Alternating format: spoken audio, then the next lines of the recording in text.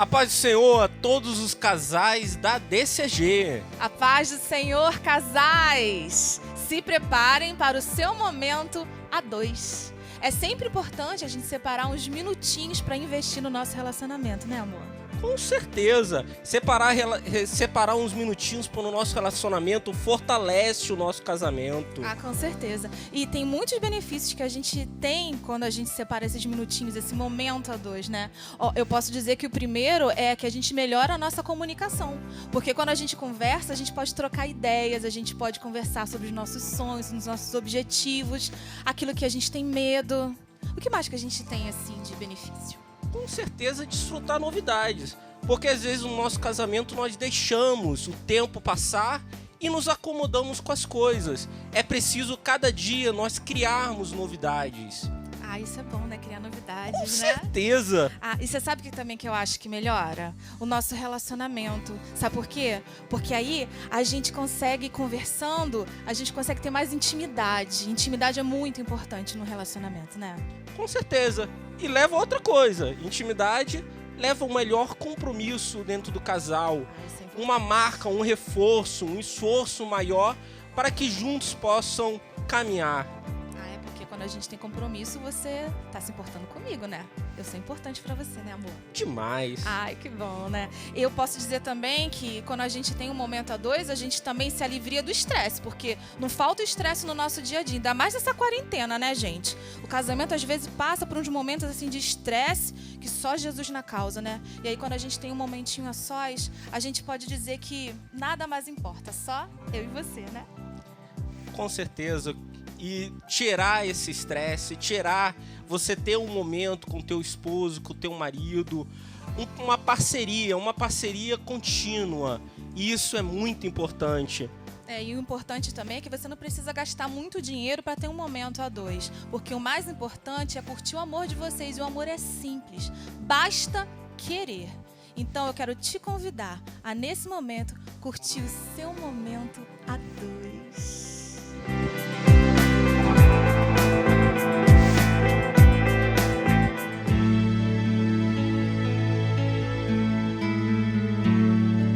Quando o amor toca o coração, traz um sentimento maior que a paixão.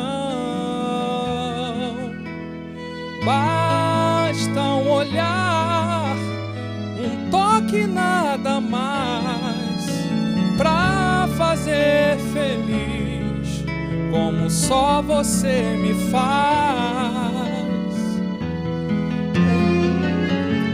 Deus uniu as nossas vidas de uma vez, e cada dia é o primeiro outra vez.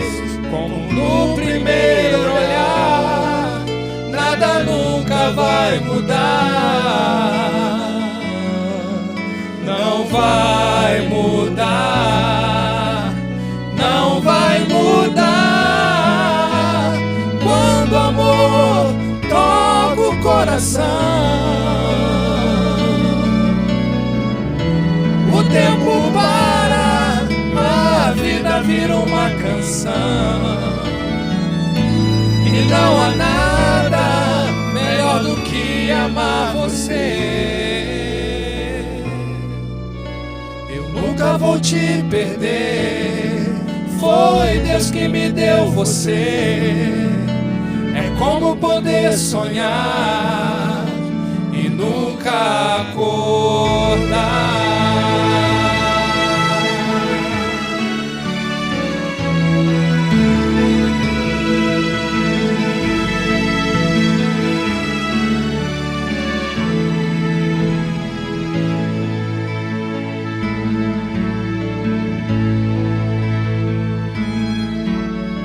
Quando o amor toca o coração, traz um sentimento maior que a paixão. Basta um olhar, um toque, nada mais, como só você me faz.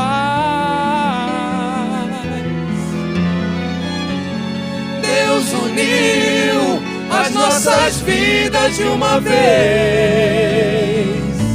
e cada dia é o primeiro outra vez. Como no primeiro olhar, nada nunca vai mudar.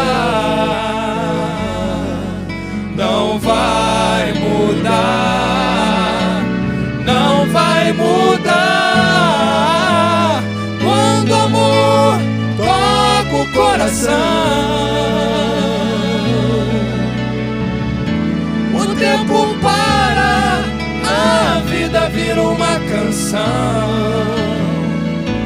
E não há nada melhor do que amar você.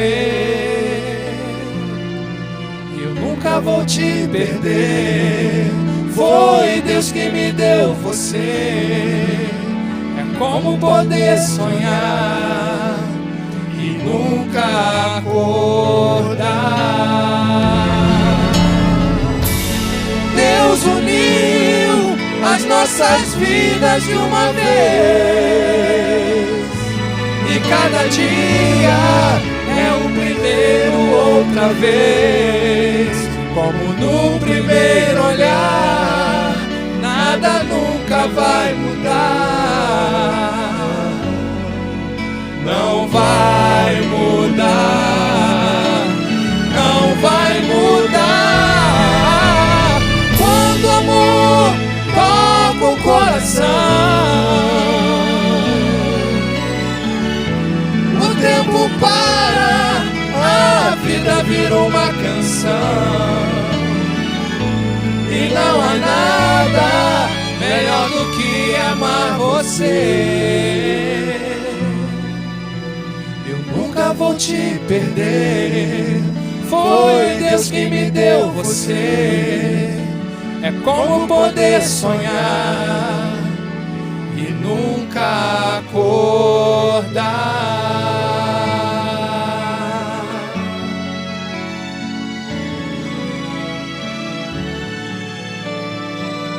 Nunca acordar.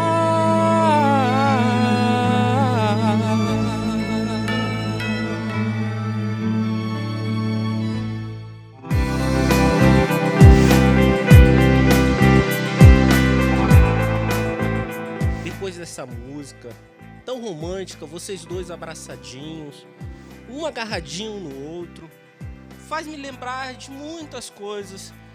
Você lembra de alguma coisa, meu amor? Ah, eu lembro de muita coisa boa. Sabe o que me dá vontade? Dá vontade de dançar.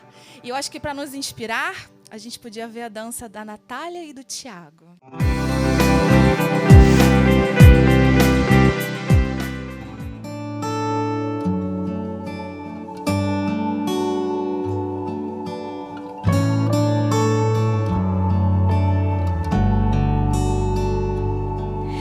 Mais um dia eu acordei pensando como Deus é tão bom pra mim.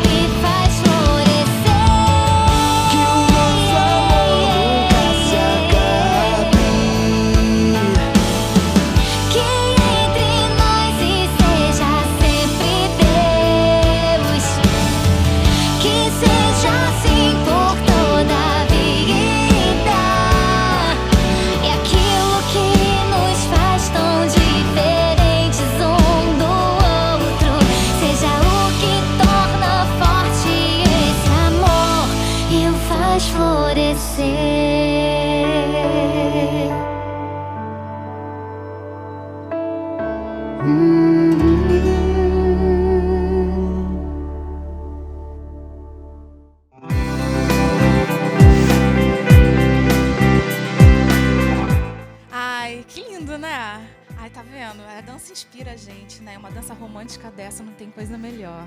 E o que vem agora? Agora vem a melhor parte. É a palavra de Deus, que eu tenho certeza que aonde você estiver, o Espírito Santo irá te tocar no teu coração. Palavra agora com o pastor Daniel e a missionária Laís Malafaia.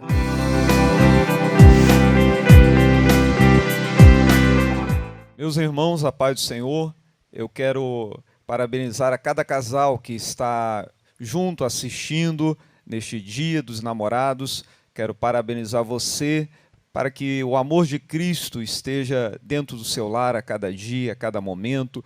Parabenizar ao nosso bispo que tem disponibilizado essa possibilidade de realizar esse grande evento. Também ao pastor Fábio Malafaia, a missionária Daniele Malafaia, por também estar nos proporcionando isso. Deus abençoe cada um da coordenação, em nome de Jesus Cristo. Eu creio que vai ser momento de alegria, momento de celebração. Fica aí perto da sua esposa, do seu esposo. Nesse momento, largue tudo, largue o celular, e aí você vai ouvir a ministração da palavra de Deus junto com ela ou com ele. E eu creio que Deus vai falar ao seu coração, em nome de Jesus Cristo. Eu quero convidar você para que abra em 1 Samuel, capítulo 3, inicialmente os versos 11 a 14. 1 Samuel, capítulo 3, dos versos 11 ao 14. E disse o Senhor a Samuel: Eis aqui, vou eu a fazer uma coisa em Israel, a qual todo o que ouvir lhe tinirão ambas as orelhas. Naquele mesmo dia suscitarei contra ele tudo quanto tenho falado contra a sua casa. Começá-lo-ei e acabá-lo-ei. Porque já eu lhe fiz saber que julgaria sua casa para sempre, pela iniquidade que ele bem conhecia, porque, fazendo-se os seus filhos execráveis, não os repreendeu. Portanto, jurei à casa de Eli que nunca jamais será expiada a iniquidade da casa de Eli, com sacrifício nem com oferta de manjares. Agora nós vamos ler no capítulo 4, versos 1, versos 4, versos 5, 10 e 11. Então, verso 1, depois o verso 4 e 5. E veio a palavra de Samuel a todo Israel. E Israel saiu ao encontro, à peleja, aos filisteus, e acampou-se junto a Ebenezer. E os filisteus se acamparam junto a Feca. Enviou, pois, o povo a Siló, e trouxeram de lá a arca do concerto do Senhor dos Exércitos, que habita entre os querubins, e os 2 filhos de Eli, Ofni e Finéias, estavam ali com a arca do concerto de Deus. E sucedeu que, vindo a arca do concerto do Senhor ao arraial, todo Israel jubilou com grande júbilo, até que a terra estremeceu. Então pelejaram os filisteus, e Israel foi ferido, e fugiram, cada um para a sua tenda. E foi tão grande o estrago, que caíram de Israel 30.000 homens de pé. E foi tomada a arca de Deus, e os 2 filhos de Eli, Ofni e Finéias, morreram. Nesse primeiro momento, a Laís vai dar a primeira parte, e depois eu vou dar a segunda parte. Amém. A gente está nessa noite especial, nesse dia especial de comemoração, e nós queremos que Deus tenha uma palavra para a nossa casa, para a nossa família, e a gente quer compartilhar de forma rápida com você algumas coisas que Deus colocou no nosso coração. Eu quero que você comece falando comigo uma coisa, você vai virar para a pessoa que está ao seu lado, para o seu esposo, para a sua esposa, e vai falar para ele assim: é nossa responsabilidade, repita para ele e para ela, construir um altar na nossa casa. Amém? Nós queremos nessa noite falar sobre a nossa responsabilidade em construir um altar para o Senhor na nossa casa. Nós acabamos de ler esse trecho de 1 Samuel, um trecho muito conhecido, mas é também um trecho muito triste, é uma das partes mais trágicas da história de Israel, quando a arca do Senhor vai ser tomada. Nós lemos que no capítulo de número 4 há uma guerra entre Israel e os filisteus, e a gente está falando de um período onde não havia monarquia ainda, nós ainda estamos no período dos juízes, um período de instabilidade religiosa, um período de instabilidade espiritual, e nós sabemos que nesse período o povo viveu de altos e baixos. E nesse momento a gente vai ver um dos períodos mais trágicos, uma das histórias mais trágicas de Israel, que é quando Israel vai ser ferido diante dos filisteus, e não apenas vai ser ferido diante dos filisteus, mas a arca do Senhor que havia sido levada para aquele lugar na tentativa de vencer a guerra, vai ser tomada, e nesse episódio, Ofni e Finéias, que eram filhos do sacerdote Eli, vão perecer. E a gente olha para esse texto, a gente olha para essa história tão trágica, e a gente vai conseguir perceber que a razão para toda essa tragédia que está acontecendo aqui com o povo de Israel pode ser encontrada nos capítulos anteriores. Por quê? Porque Deus emite uma sentença de condenação. Deus emite uma sentença de reprovação ao que está acontecendo na família de Eli. O problema começa dentro daquela casa, o problema começa dentro daquela família, porque os filhos de Eli, que tinham a herança sacerdotal, não estavam sendo fiéis à presença de Deus e tomavam para si aquilo que era sagrado. E Deus havia repreendido Eli, Deus havia repreendido aquela casa. E como nada foi feito, a gente vai ver essa ruína acontecendo.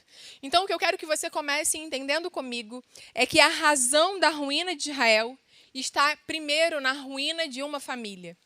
A razão da ruína daquela nação está na ruína de uma família. Naquele tempo, eles eram os sacerdotes e eles intermediavam o povo junto a Deus. Eles eram responsáveis por oferecer o sacrifício pelo povo para que eles fossem santificados. E aí a arca tomada, aquilo que simbolizava a presença de Deus, é arrancada da nação, porque aquela família não soube valorizar a presença de Deus. Aquela família não priorizou e não zelou pela presença de Deus. E aí você pode estar se perguntando, mas Laís, o que isso tem a ver com os nossos dias? Naquele tempo, como eu disse, o sacerdócio era uma coisa reservada para um grupo específico de pessoas. Havia uma pessoa responsável e toda a sua linhagem ia herdando essa responsabilidade. Mas lá em 1 Pedro, capítulo 2, versos número 9, após o sacrifício de Cristo, a palavra de Deus vai dizer para nós um texto que você certamente conhece. Vai dizer assim: vocês, porém, são geração eleita, sacerdócio real, nação santa e povo exclusivo de Deus. E aí o que nós vamos viver após o sacrifício de Cristo é aquilo que nós chamamos de sacerdócio universal dos cristãos. Sacerdócio universal dos crentes. Isso significa o quê? Isso significa que todo cristão, que eu, que você, que a sua casa, que a sua família, cada um de nós tem um papel sacerdotal. E aqui, quando eu falo de papel sacerdotal, eu não estou falando da liderança de uma liturgia religiosa ou de você dirigir um culto ou você estar à frente de uma liturgia, mas de uma liturgia existencial, de algo que diz respeito à sua vida com Deus. Deus coloca cada um de nós num papel de sacerdote, não como intermediador, porque a Bíblia também vai dizer para nós, em 1 Timóteo 2,5, que Jesus é o único intermediador entre nós e Deus. Mas ele vai nos colocar na função de sacerdotes como representantes diante de Deus, como pessoas que vão interceder diante de Deus. E aí existe uma frase que vai resumir muito bem o que é a nossa função sacerdotal. A nossa função sacerdotal é a de falar de Deus aos homens e falar dos homens a Deus. Então, cada um de nós tem essa responsabilidade de falar de Deus aos homens, de anunciar quem Deus é, e também de interceder pelos homens, de interceder pelo povo, de interceder pela nação junto a Deus. E aí, o que o Senhor tem colocado em nosso coração é que a gente pare e pense que se a destruição de Israel é fruto da falha que acontece dentro da casa do sacerdote, é fruto da reprovação de Deus, aquilo que está acontecendo dentro da casa do sacerdote. Se nós entendemos que cada um de nós hoje somos também sacerdotes diante de Deus como intercessores, nós precisamos entender, queridos, que muitas das mazelas e muitas das tragédias que estão acontecendo na nossa sociedade estão acontecendo porque nós não estamos dando devido valor à presença de Deus. Nós não estamos carregando a presença de Deus dentro da nossa casa, nós não estamos priorizando a presença de Deus dentro da nossa casa, nós não estamos cumprindo a nossa função dentro da nossa casa. E se a nossa casa não for aprovada diante de Deus, a sociedade vai sofrer as consequências daquilo que nós estamos nos omitindo. Nós precisamos nos lembrar todos os dias que existe uma sequência, existe uma ordem de prioridades.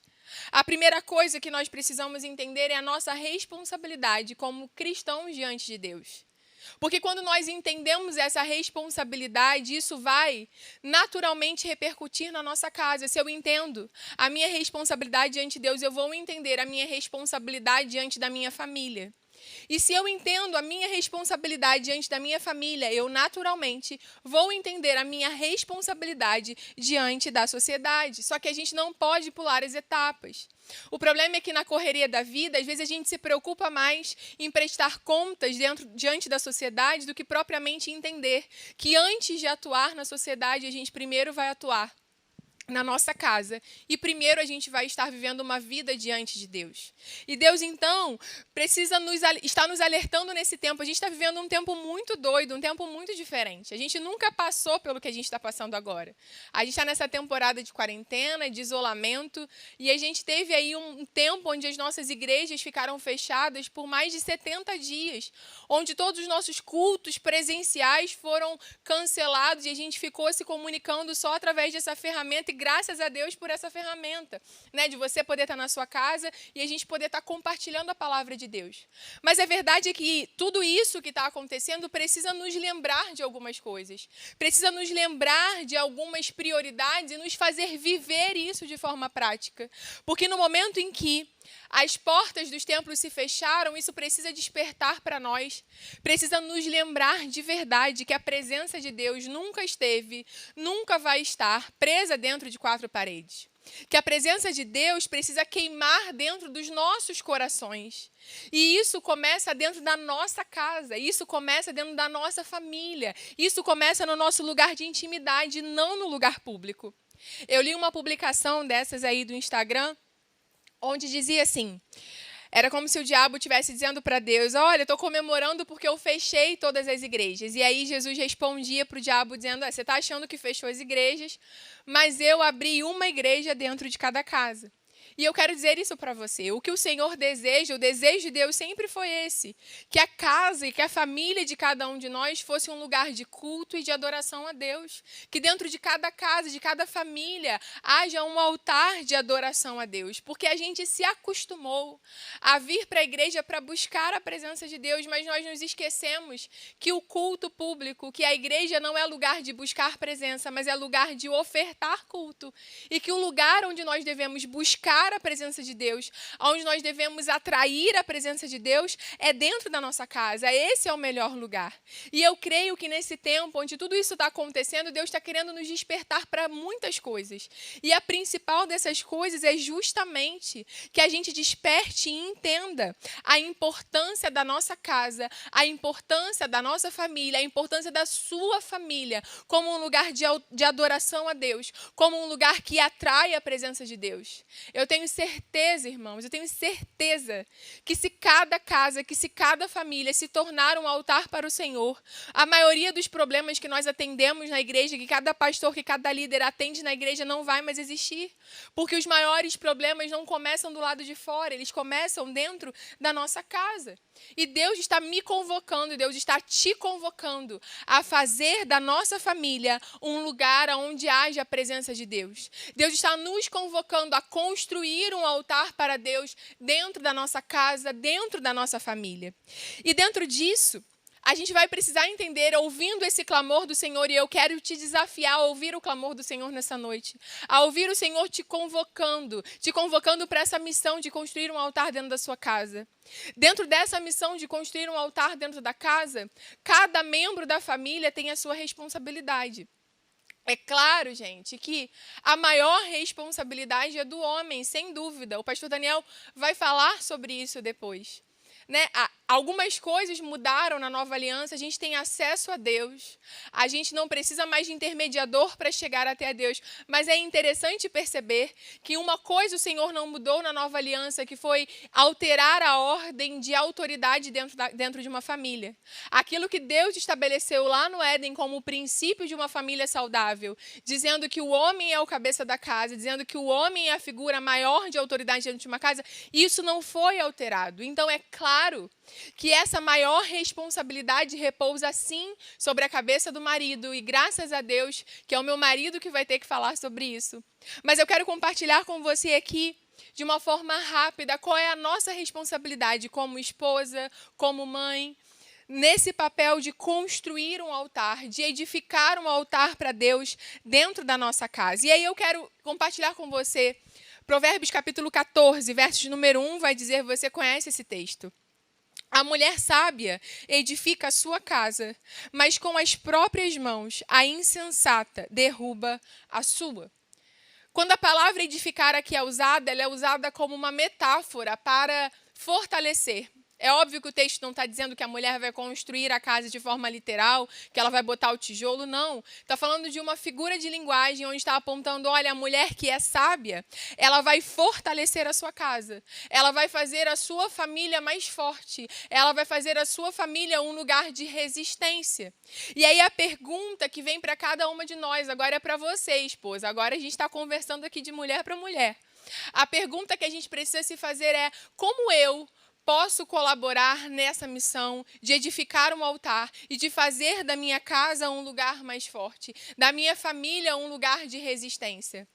Quando a gente fala de família, a gente não está falando da casa, a gente não está falando dos objetos da casa, a gente está falando das pessoas que compõem essa família. Então, se eu quero edificar a minha casa, se eu quero fortalecer a minha casa, o que eu, como mulher, preciso fazer? Eu preciso fortalecer os membros da minha família. Então, eu quero te dizer, se você quer cumprir o seu papel, você precisa fortalecer o seu esposo. Você precisa fortalecer o seu marido.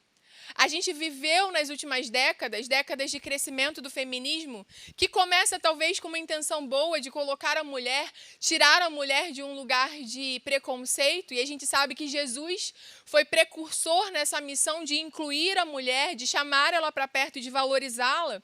Mas dentro desse processo, que poderia ter sido apenas um processo positivo, começou muita coisa complicada, onde a mulher começou a achar que ela tem que ser superior ou que ela tem que se afirmar de alguma forma. E nós, como mulheres cristãs, não podemos acreditar nisso.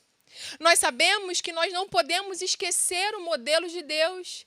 E quando a gente fala do modelo de Deus, eu gosto sempre de usar uma figura muito simples. Porque quando Deus cria a família, Ele sabe o que Ele está criando. Deus cria a família e, junto com a família, Ele cria um manual. E nesse manual Ele diz como as coisas devem funcionar. Aquele que faz a invenção é quem melhor sabe como funciona. E se Deus estabeleceu esse padrão de funcionamento, é porque Ele, que é o autor da família, sabe que assim a família vai funcionar melhor.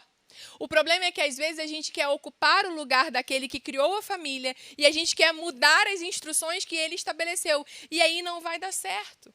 É nossa responsabilidade, se nós queremos fortalecer a nossa casa, se nós queremos atrair a presença de Deus para dentro da nossa casa, é nossa responsabilidade fortalecer o lugar dos nossos maridos. Deus não nos chamou e não nos deu a responsabilidade de ocupar o papel de liderança dentro da nossa casa. E eu falo, não sei você, mas eu amo o princípio da submissão e eu falo isso todos os dias, graças a Deus, que não sou eu que carrego essa responsabilidade.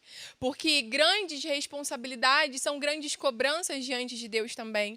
Então não é nosso papel assumir o lugar de autoridade dentro da casa, mas é nosso papel fortalecer o nosso marido no exercício dessa missão. E aí você pode se perguntar, mas como é que eu faço isso? Gente, de muitas formas. Como é que eu, como esposa sábia, que quero fortalecer a minha casa, posso fortalecer o meu marido? Incentivando ele, elogiando ele, reconhecendo nele as virtudes que ele tem. Porque a gente que é mulher, a gente fala muito. E às vezes a gente tem muita facilidade de criticar, mas a gente tem muita dificuldade de elogiar e reconhecer as virtudes. A gente não consegue, muitas vezes, sair de cena para que ele ocupe o seu lugar. A gente acaba tentando ocupar um lugar que não é nosso. E Deus está nos chamando como mulheres sábias. Fortaleça a figura do seu marido. Saiba elogiar, saiba incentivar, saiba sair de cena e deixar ele ocupar o lugar dele. Respeite o seu marido, admire o seu marido, mostre para ele que você o admira. E tem hora também, né, gente? Mulher é mais agitada, tem hora que a gente também precisa dar um empurrãozinho, porque mulher ela é mais agitada. Então tem hora que a gente também precisa ser essa pessoa que chega para perto e fala, não, vai porque eu acredito no que Deus tem na sua vida, vai porque eu tô com você, vai porque vai dar certo. E existem algumas coisas muito simples, e eu sempre compartilho isso, porque isso é algo que eu faço em casa realmente. Né? A gente tem a nossa filha, Maria, E frequentemente ela vem pedir alguma coisa. E sempre que o Daniel está em casa, se eu não estou sozinha com ela, sempre que ela vem me pedir alguma coisa, eu falo para ela: seu pai está em casa, vai lá e peça para ele. Porque enquanto ele está em casa, a última palavra dele não é minha. Isso pode parecer uma coisa tão pequena, gente, mas isso é fortalecer a figura do seu marido como figura de autoridade, porque seu filho vai crescer entendendo o que é autoridade, entendendo o lugar do homem dentro da sociedade. Então, a gente precisa fortalecer o nosso marido. O maior erro que a gente pode cometer como esposa é tentar ocupar o lugar dele ou tentar ser superior a ele, porque quando nós fazemos isso, nós enfraquecemos o nosso esposo, e se nós enfraquecemos o nosso esposo, nós enfraquecemos a nossa casa. Então, no que se refere ao altar de Deus, a construir um altar, o que você pode fazer? Você tem que ser a primeira a ajudar ele a ser o líder espiritual que a sua família precisa. Você tem que ser a primeira a, se ele talvez não esteja tomando iniciativa, às vezes nem todos entendem a sua responsabilidade ainda. E qual é o seu papel? Não adianta criticar ou fazer isso ou aquilo, mas é ajudar ele a ocupar esse lugar, a entender que ele é o líder espiritual da sua casa e que a sua casa precisa que ele ocupe esse lugar. Você quer edificar a sua casa? Fortaleça o seu marido, fortaleça os seus filhos. Gente, quantas crianças sofrem de problemas graves por causa de palavras malditas, porque muitas de nós não temos sabedoria ao falar com os nossos filhos. Muitas vezes, ao invés de repreender comportamentos, a gente está criticando, e a gente precisa pedir sabedoria para repreender, para disciplinar sem criticar, sem destruir a autoestima de uma criança, porque uma criança com autoestima destruída é um adulto no futuro com problemas sérios de confiança. Então, peça ao Senhor sabedoria, porque quando eu repreendo e corrijo atitudes, mas quando eu critico pessoas, e eu quero te dar alguns exemplos. Repreender uma atitude é dizer: olha, isso que você fez está errado. Agora, criticar é dizer: olha, você não faz nada certo, você não presta para nada. Há uma grande diferença entre essas duas frases. Há uma grande diferença entre eu dizer: ei, minha filha, essa nota que você tirou não é suficiente para você passar de ano. Ou eu dizer para ela: você é uma incompetente. Quando eu chamo ela de incompetente, eu estou destruindo quem ela é. E eu não preciso fazer isso para repreendê-la. Eu posso dizer que a atitude, de forma objetiva, precisa ser revista. Nós precisamos buscar em Deus sabedoria para edificar a nossa casa, para edificar o nosso marido, para fortalecê-lo e para fortalecer os nossos filhos. Eu fortaleço o meu filho, a minha filha, quando eu ajudo ele a construir uma autoestima equilibrada e quando eu exerço o meu papel de influência. E eu gosto muito disso, porque na maioria das famílias, as mães passam muito mais tempo com os seus filhos do que os pais. Então, naturalmente, a gente tem mais possibilidade de influenciar com o comportamento. E para você gravar isso no seu coração, quando a gente vai olhar para a Bíblia, a gente vai ver a história de Moisés e de Joquebede. Você sabe a história. Moisés nasce num período de perseguição. Joquebede esconde o menino por 3 meses. Depois coloca ele numa arca de junco. Ele vai para o rio, é resgatado pela filha de Faraó. Miriam, que é a irmã, está lá perto, vai lá e chama sua mãe para ser ama do menino. E o que a gente sabe é que Joquebede, então, tem a graça de cuidar do seu filho durante alguns anos. Mas quando ele cresce, por ter sido adotado pela filha de Faraó, ele vai para o palácio. Ele vai lá passar pela Universidade do Egito, ele vai ser inserido em toda a cultura politeísta, ele vai ser líder do exército do Egito, ele vai passar por tudo que um neto de Faraó deveria passar. Mas o que é mais interessante, gente, é que antes, muito antes de Deus aparecer para Moisés no meio da sarça, quando ele tem que tomar partido entre um judeu e um egípcio, ele toma partido pelo judeu.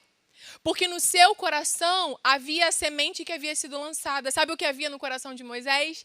Acima de todo o ensinamento que ele havia tido no Egito, acima de tudo aquilo que ele havia aprendido nas melhores escolas e universidades que ele teve acesso, na liderança militar que ele foi treinado, acima de tudo isso, pulsava dentro dele os ensinamentos de uma mãe que amava a Deus. Os ensinamentos de uma mãe que o ensinou a temer ao Senhor.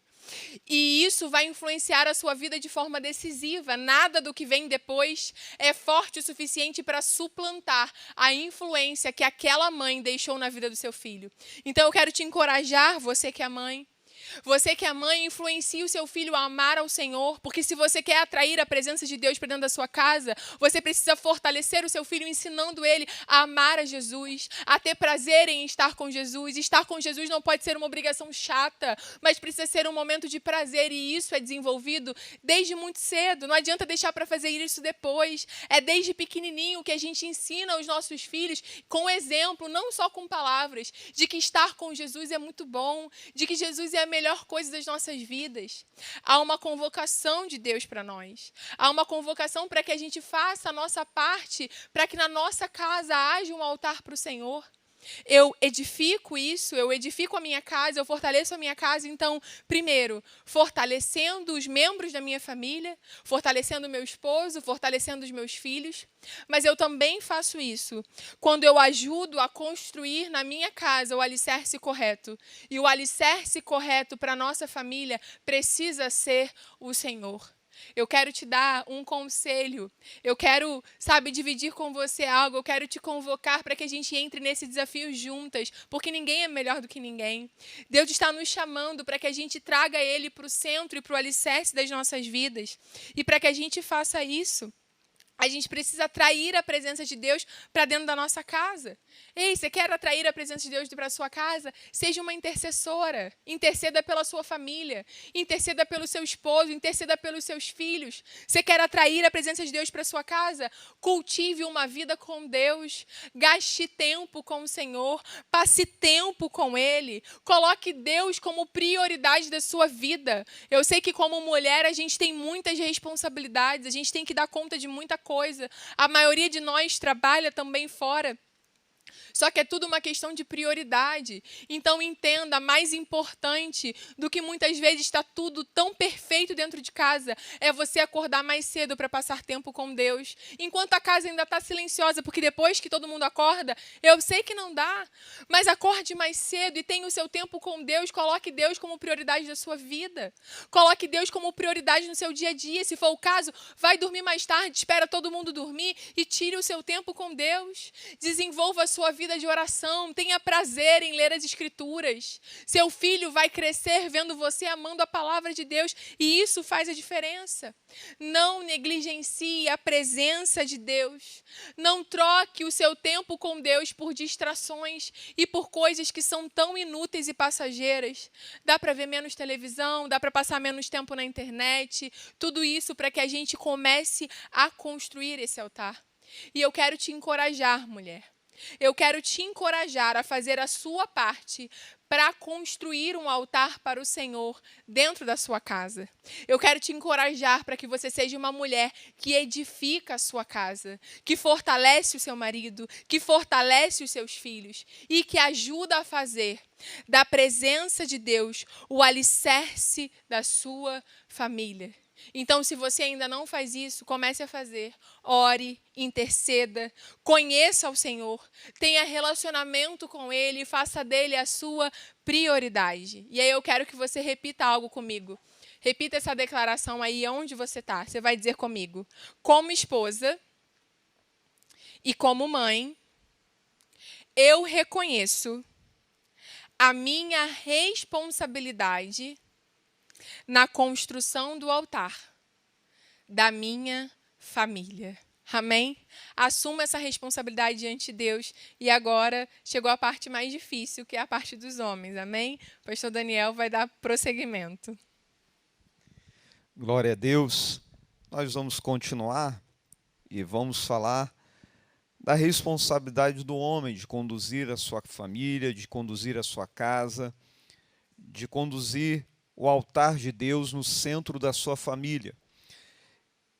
E nós vamos continuar na história que nós estamos, a história de Eli, dos seus filhos.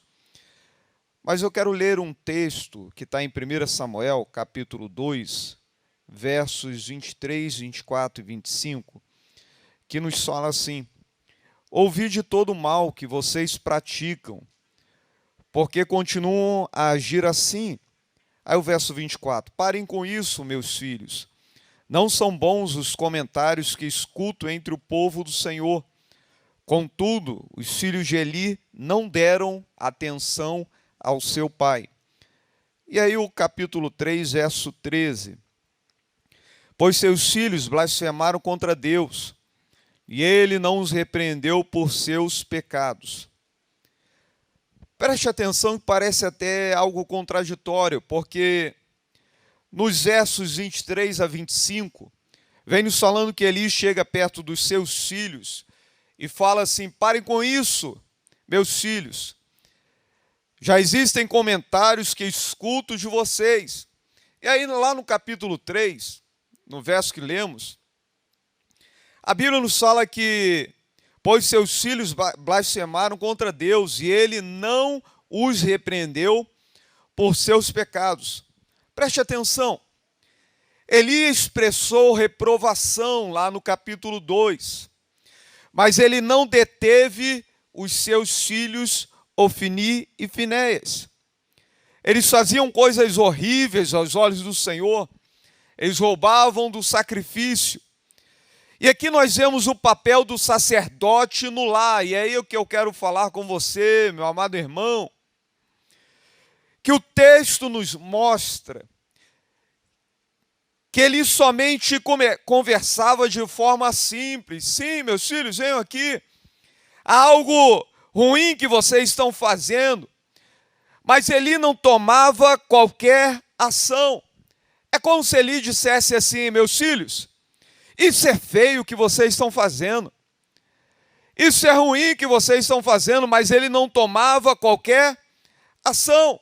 E aí, nós estamos vendo aqui, é que Eli precisava de tomar uma decisão, porque ele era o sacerdote. Sim, Eli era o sacerdote, e ele poderia ter tirado os seus filhos da atividade sacerdotal, mas ele deixou aquilo continuar, ele deixou eles continuarem as suas atividades pecaminosas, sem tomar qualquer decisão. E aí que está o problema: deixar continuar da mesma forma.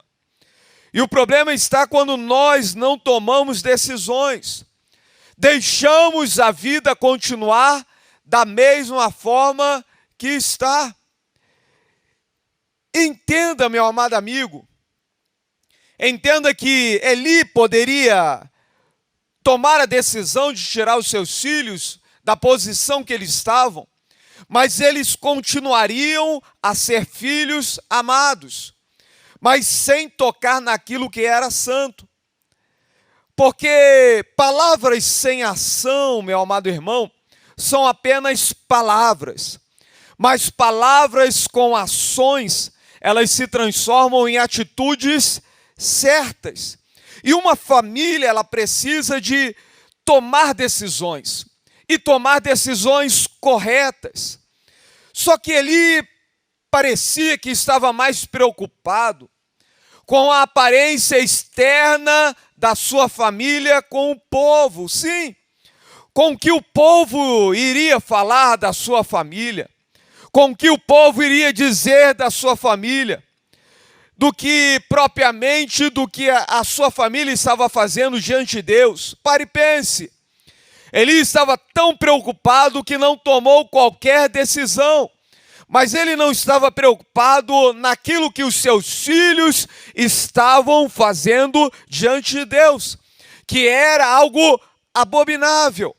Veja que o povo estava fazendo comentários, a Bíblia nos fala que o povo estava fazendo comentários a respeito dos filhos de Eli. Mas se ele tomasse uma atitude, se ele tomasse uma ação naquele momento, iria demonstrar, iria ficar claro de que ele errou no construir da sua família. Mas aí eu quero lhe perguntar algo.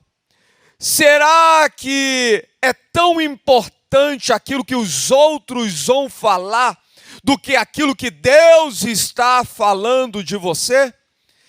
E nós temos que entender que, mais do que mostrar para os outros, escute isso, grave isso, mais do que mostrar para os outros que somos famílias perfeitas. Nós temos que mostrar para nós mesmos que somos famílias honestas. Sim, nós não precisamos mostrar para os outros que somos perfeitos, não. Eli estava preocupado em mostrar para os outros que ele não teve nenhum erro no caminhar, na condução da sua família. Mas os outros já estavam percebendo isso. Mas nós precisamos sim ser honestos com nós mesmos.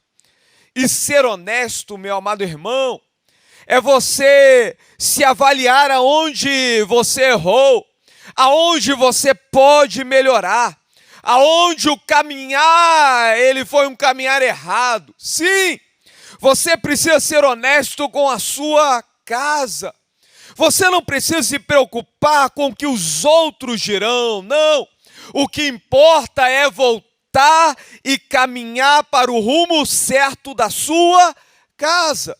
E você, meu amado irmão, como o sacerdote do lar, como o sacerdote da sua casa, você precisa fazer essa avaliação do seu lar.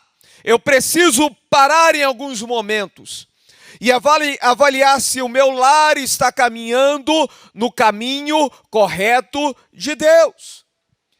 Porque o que importa o que os outros estão falando, se dentro da sua casa você conhece e o caminho não está indo muito bem, então esta autoavaliação, ela é necessária para tirar os carrapatos que grudam. Sim, na caminhada da família existem carrapatos que grudam, existem toxinas que vão ficando, que você não convidou para que ela fique, mas na caminhada da vida ela vai se agarrando na sua casa, agarrando no seu lar, agarrando na sua família, e se você não parar, elas continuam grudadas.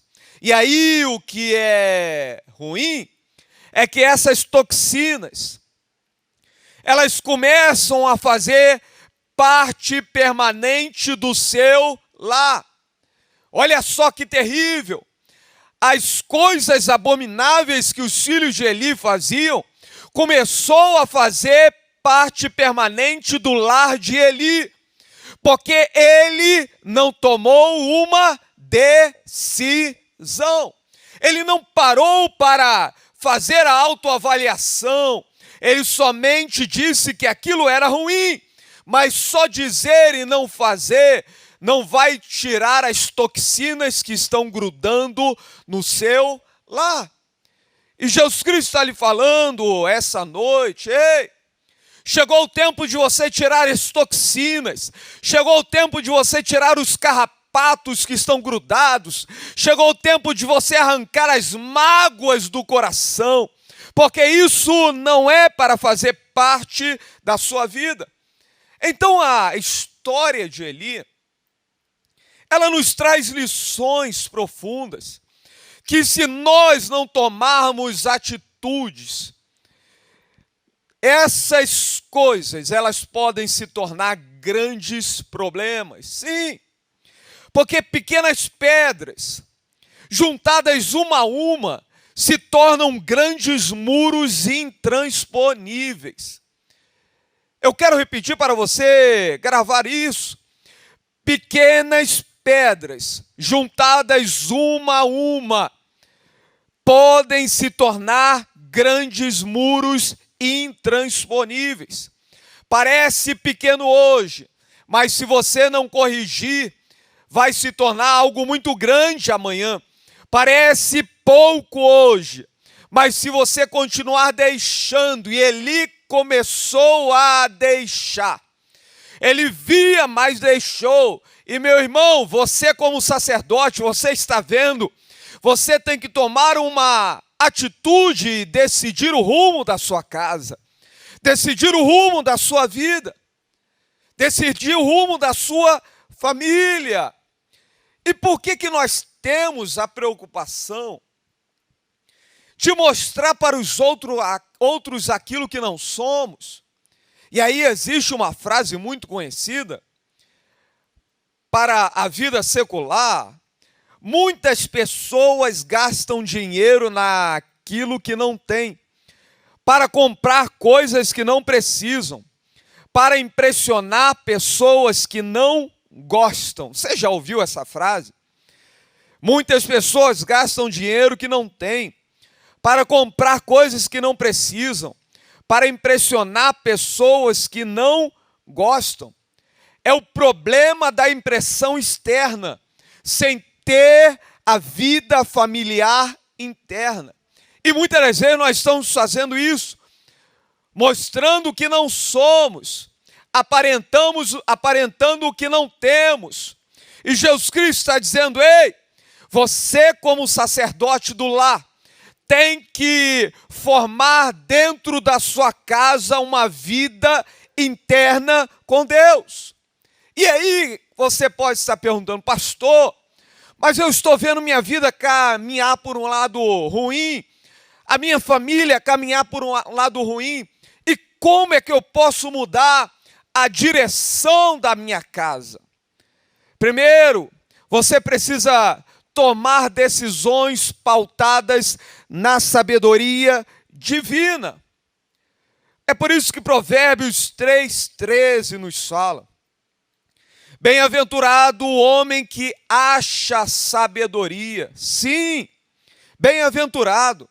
Provérbios 11:14 nos fala: não havendo sábia direção, o povo cai, mas na multidão de conselheiros há segurança. E se fôssemos colocar para a nossa família, não havendo sábia direção, a família cai, mas na multidão de conselheiros, na multidão de entendimento, há segurança. Então Deus quer que você tome decisões, mas pautada na sabedoria divina. E decisões envolve posicionamento. O sacerdote que não toma posicionamento dentro do seu lar é um sacerdote que perdeu a direção. E posicionamento envolve sabedoria de Deus. E aqui eu não estou falando em um posicionamento autoritário, meu irmão. Você não vive debaixo de uma ditadura, não. Eu estou falando de um posicionamento através de uma sabedoria divina. Sim, é um direcionamento correto para o caminhar da sua família. Então, decisões envolvem posicionamento. Deus está falando para você: você não pode se omitir. Você não pode deixar de tomar as decisões porque elas vão te aborrecer. Não! Você precisa tomar as decisões. Então você irá trazer a verdade para dentro do seu lar. Quando você se posicionar, e aí a sua família será extremamente abençoada. Escute isso, meu irmão. Às vezes não é o muito fazer, mas é fazer as coisas certas, que vão trazer ao altar de Deus para o centro do seu lar. Não é o muito fazer. Um dos deuses do nosso tempo é a quantidade. E a quantidade, ela chama mais atenção do que a qualidade hoje. A quantidade, ela fascina, dita regras, impõe, domina, oprime. Mas a verdade é que a quantidade sem a qualidade, ela não traz benefícios. E a quantidade é um desastre que sacrifica a qualidade. Então, Deus está te dizendo: ei, não é o muito fazer, mas é fazer as coisas certas. É fazer com qualidade. Traga qualidade para dentro do seu lar. Porque você trazendo qualidade, você vai trazer ao altar de Deus para o centro do seu lar. E aqui eu não estou falando para trazer ao altar para o lado esquerdo ou ao lado direito, não. É o centro do seu lar. E aí você tem que se perguntar: será que aquilo que eu estou fazendo faz agregar qualidade no altar do seu lar?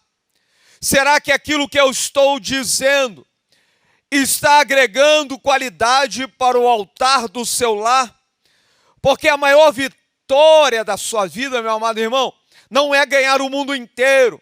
A maior vitória para a sua vida é levantar a sua casa como altar de Deus. É isso. A maior vitória é levantar a sua casa como um altar de Deus. Porque um altar com qualidade é um altar que toma as decisões corretas e sempre orientadas por Deus. Então Deus está lhe falando: ei, como sacerdote do seu lar, você precisa ter discernimento naquilo que está ocupando a sua vida. Você precisa ter filtro naquilo que está entrando dentro do seu lar. E é nossa responsabilidade discernir o que deixamos entrar na nossa vida e o que mantemos fora da nossa vida. Você não pode ser omisso nisso, não. Você precisa ter discernimento naquilo que você coloca para dentro do seu lar e naquilo que você deixa fora do seu lar. Então traga para o seu lar palavras de transformação, sim. Traga para dentro do seu lar ações de construção. Traga para dentro do seu lar atitude de encorajamento. Porque a potência das palavras cheias de amor leva à restauração, leva à cura, leva à transformação. Mas palavras cheias de amor não omitem as ações cheias de amor. O que faltou na história de Eli não foi um coração cheio de amor, foi uma ação cheia de amor. Porque palavras cheias de amor não omitem ações cheias de amor. Entenda, meu amado irmão, que palavras piedosas, palavras com amor, elas curam, elas transformam, elas restauram. Mas palavras impiedosas, sem amor, elas têm o poder de amarrar, de prender e de destruir. Então, palavras piedosas, traga para dentro do seu lar. Você, como sacerdote do lar, traga palavras de amor, palavras que transformam a sua casa. E deixe de lado palavras que destroem, palavras que amarram, palavras que prendem. Sim, porque palavras criativas, elas criam. Palavras destrutivas destroem. Palavras perniciosas enganam. Palavras de ajuda edificam. Palavras tóxicas envenenam. Palavras de alívio curam. Palavras descrentes produzem morte, mas palavras cheias de fé produzem vida. Jesus Cristo quer que você traga uma palavra de fé que vai produzir vida para dentro da sua casa. Você é o profeta da sua casa, meu irmão. Você vai trazer vida para dentro do seu lar. Mas Jesus Cristo está dizendo assim: fale, mas também faça, mas sempre com amor no seu coração. Então peça ao Senhor, meu amado irmão, para te dar sabedoria, para falar no momento certo, para agir no momento certo, para parar no momento certo, para andar no momento certo, mas sempre com um pensamento: eu preciso ter o altar de Cristo dentro da minha casa. Lute por isso, meu irmão. Diga dentro do seu coração: eu vou lutar por ter um altar de Cristo dentro do meu lar e no centro do meu lar. E aí, não perca o altar por falta de posicionamento. Eli perdeu o seu altar dentro de casa por falta de posicionamento. Não perca o seu altar por falta de atitude. Não perca o seu altar por falta de testemunho de vida. Não perca o seu altar por falta de tempo. Não perca o seu altar por não querer se aborrecer. Não perca o seu altar por não querer mudar a história e o caminhar da sua casa. E aí eu termino dizendo: feche as brechas, sim. E fechar as brechas é eliminar da nossa vida tudo que tem servido como base legal para a ação do inimigo. Esse, meu amado irmão, é o seu papel, fechar as brechas espirituais da sua casa. Dizer para o inimigo: você não tem vez aqui dentro da minha casa, dentro do meu lar, só tem um altar construído, que é o altar do Espírito Santo de Deus. E aí você precisa da sabedoria de Deus. É por isso que Tiago 1,5 nos fala: se algum de vocês tem falta de sabedoria, peça a Deus, que a todos dá livremente, de boa vontade, e lhe será concedida. Tem uma coisa que Deus, ele não esconde para ninguém. Quando você pede, a Bíblia nos fala que ele dá livremente, que é a sabedoria divina, para tomar decisões, para tomar posições, sempre com o coração cheio de amor. Então que você repita, meu amado irmão, esposo, sacerdote do lar: como esposo, como pai, eu reconheço minha responsabilidade na construção do altar da minha família. Que você repita isso para a sua esposa em nome de Jesus Cristo. E eu quero chamar agora a minha esposa, a minha amada, a minha namorada, que Jesus Cristo colocou ao meu lado. E nós queremos orar por você.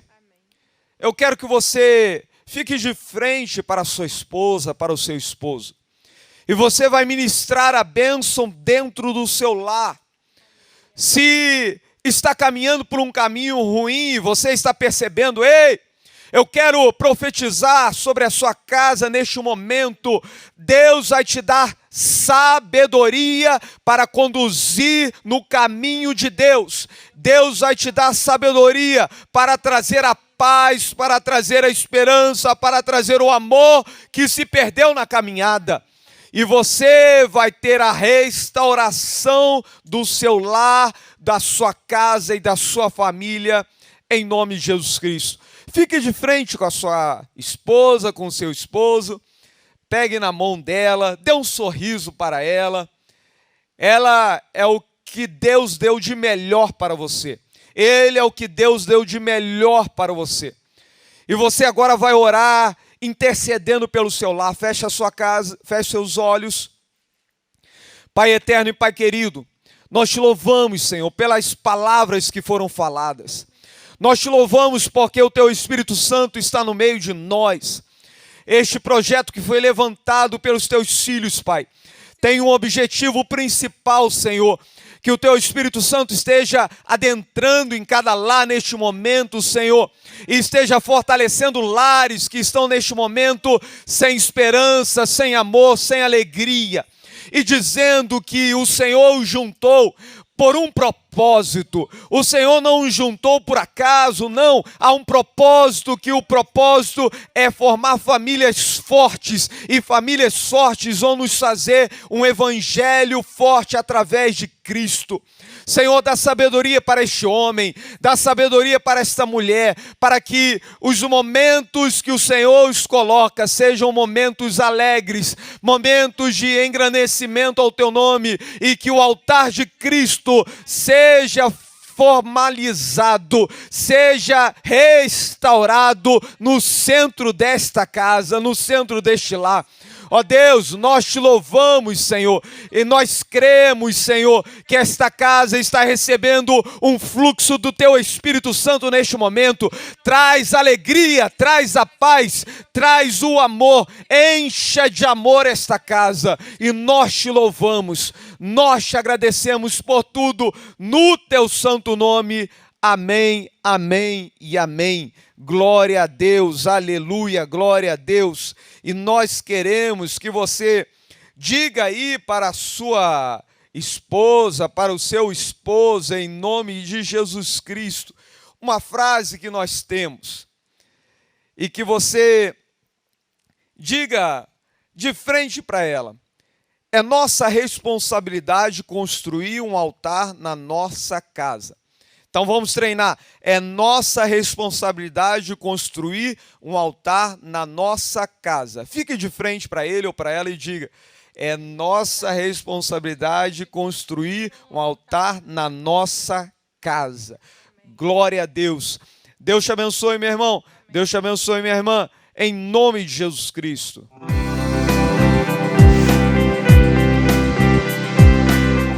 Depois dessa linda palavra, eu tenho certeza que o Espírito Santo tocou no seu coração e vai fazer você avaliar se o teu casamento está indo pelo caminho certo, se você tem colocado Deus no centro da tua casa e você sendo sacerdote do teu lar. Eu tenho certeza que Deus fará grandes proezas e milagres na tua vida, na tua família. Nunca é tarde para a gente procurar melhorar o nosso relacionamento, tanto o nosso relacionamento conjugal como o nosso relacionamento familiar. E o que você acha de exercitar tudo que a gente aprendeu hoje? Vamos fazer isso com o Alan e a Elaine.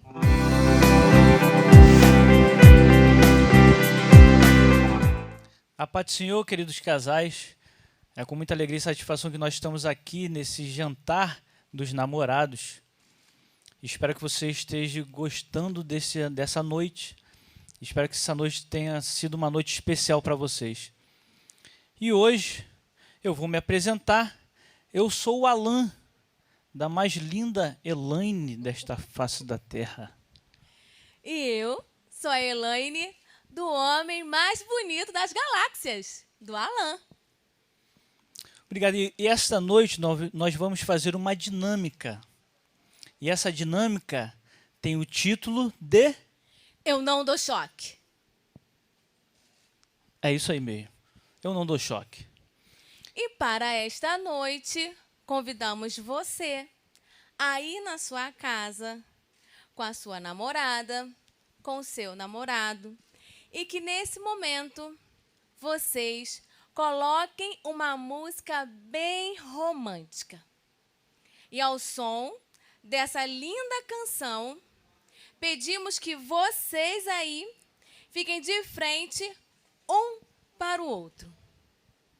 E sinta o ambiente, sinta a música, sinta o amor envolver vocês dois. E daí começaremos a nossa dinâmica. O que nós fizermos aqui, vocês farão aí na sua casa. Então nós vamos começar essa dinâmica. Então vou pedir a vocês, casais, que vocês se abracem. Fiquem bem abraçadinhos, juntinhos um do outro. E vocês vão olhar 1 minuto, bem abraçadinhos para sua esposa. Você, marido, para sua esposa. E você, esposa, para o seu marido. Olha para ela. Quanto tempo você não faz isso com ela? Olhe nos olhos. Contemple. Quanto tempo você não observa sua esposa? Quanto tempo você não para ver os seus cabelos, seus olhos, seus lábios? Fique um tempinho com ela, olhando para ela, observando. Quanto tempo vocês passam juntos, olhando um para o outro? Então observe. O olhar é a janela da alma. Aproveite esse momento e olhe nos olhos do seu esposo. E veja o presente que o Senhor te deu. veja o tesouro, o companheiro, o sacerdote que o Senhor escolheu para estar na sua casa, te amando, te respeitando. Aprecie a beleza dele. Olhe nos olhos e permita que o amor envolva vocês dois.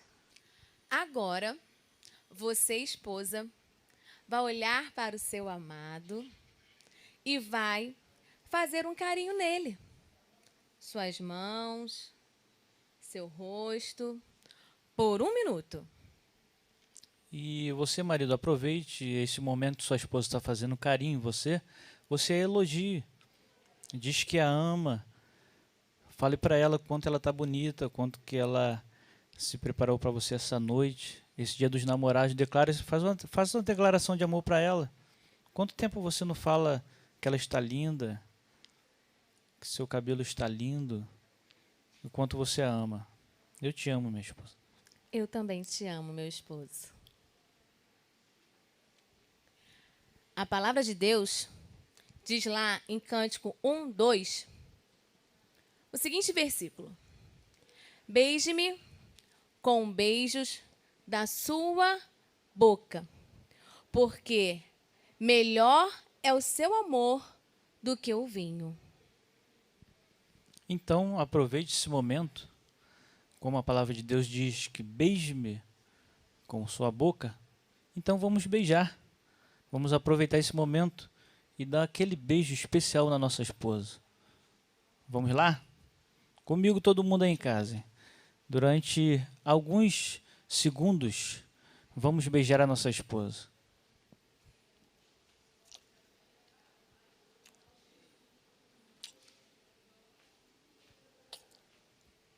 Isso, que maravilha, aleluia. Feliz Dia dos Namorados.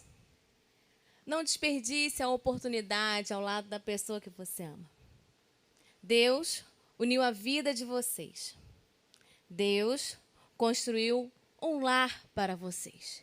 E hoje, em especial, no Dia dos Namorados, não existe casamento tão bom que não possa ser melhorado. Então aproveite as oportunidades.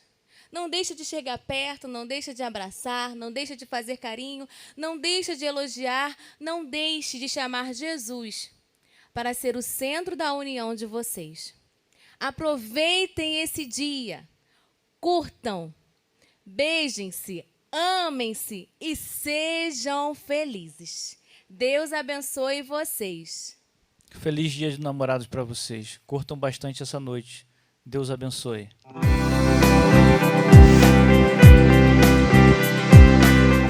Que bom que você esteve aqui com a gente até agora. E nós esperamos que você tenha tido uma ótima, uma excelente noite a dois. Que o Senhor tenha te abençoado através da sua palavra. Que você realmente tenha sido impactado com tudo isso que aconteceu nessa noite. Que o Senhor te abençoe, guarde a tua casa, guarde a tua família, guarde o teu casamento. E agora, nós vamos orar juntos com o pastor Fábio. Vire para a tua esposa neste momento e vamos orar. Meu Deus e meu Pai, nós estamos diante da tua presença para te louvar, te agradecer porque o Senhor tem concedido esses momentos para o casal juntos pudessem relembrar tudo aquilo que é importante para o seu casamento. Nós temos certeza que as bênçãos de Deus estão sobre esta família, sobre este casamento. E toda honra, toda glória, todo louvor seja dado a Ti. Em nome de Jesus Cristo, seja derramado as bênçãos de Deus sobre esta família para todo sempre. Amém. Que Deus te abençoe em nome de Jesus.